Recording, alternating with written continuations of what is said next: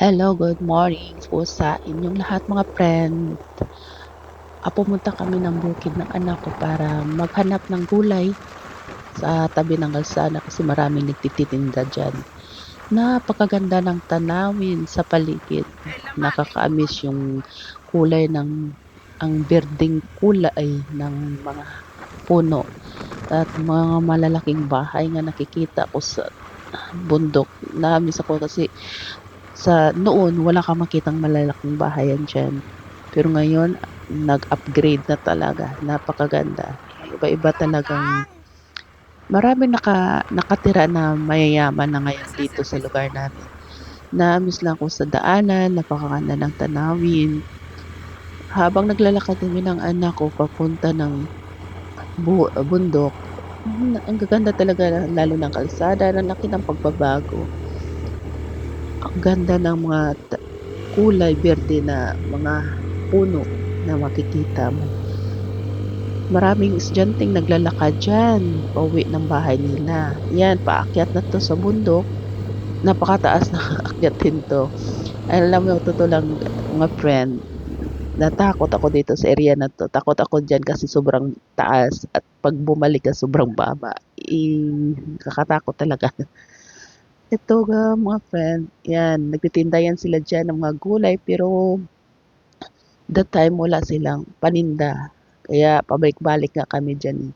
Pumunta na talaga kami diyan sa mataas na lugar. At itong lugar na 'to, mga friend, nakakatakot diyan, sobrang taas ang ano, bangil. Sobrang taas, napakataas talaga at maraming nakitang ano diyan, something nakakatakot. At ito, paakyat na rin ito, paakyat na sa ano, 'yon. Itong area na 'to, wala ka ng makitang nagtitinda doon sa ibang kasi mga puno 'yan gilid ano, gilid ng kalsada. Pero makikita mo may mga gate na. Sabi ko, "Wow, mashallah," sabi ko, "ang laki na ng pagbabago, lalaki na ng mga bahay dito." Kasi mga lupa nila binibenta na sa mga mayayaman at tapos ang mga mayayaman sa city lumilipat na rin sa bundok at doon tumira na kumbaga investment nila. Yan, umikot kami sa kabilang side. Actually, hindi yan papuntang bundok. Papuntang ilog 'to at tatawid sa kabilang barangay. Yan ang lugar na 'to. Yan, parang restaurant ito ata. Yan, restaurant din yan. Tapos umikot kami ng anak ko diyan. Yan, papuntang ilog yan ito, eh. Tapos tatawid ka sa tulay, kabilang barangay na naman yan diyan, itong way na 'to. Pero hindi kami pumunta doon hanggang mayroong restaurant diyan na nakalimutan ko kung anong pangalan. Ayan, restaurant yan, malaking sasakyanan diyan, restaurant diyan. Tapos nag-U-turn lang kami ng anak ko at bumalik yan diyan. Ayan. Sabi niya, wala naman tayong kitang gulay dito at pabalik tayo. Sabi ko, sige na, uwi na lang tayo kasi walang gulay. Kasi ang araw yun, Tuesday ata. So, Sunday pa lang, marami ng taong umaakyat sa bundok, namimili ng kung anong mga gulay, kung anong makikita nilang prutas dito sa tabi ng kalsada. Napakaganda na. Kita nyo guys, ang bundok na yan. Napakaganda talaga niyan dyan. Nakapaka-refreshing ng, tawag nito, nakaka-refreshing ng ano talaga lugar. Yan, paikot. Bumalik na lang kami dyan. Pabalik-balik lang, charot.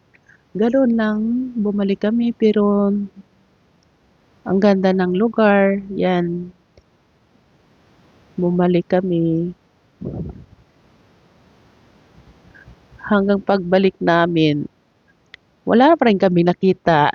Kaya kasi puro na lang saging, abukado. Ano pa ba yun? Oo, saging, abukado lang paninda nila. Sabi ko, uwi na lang tayo.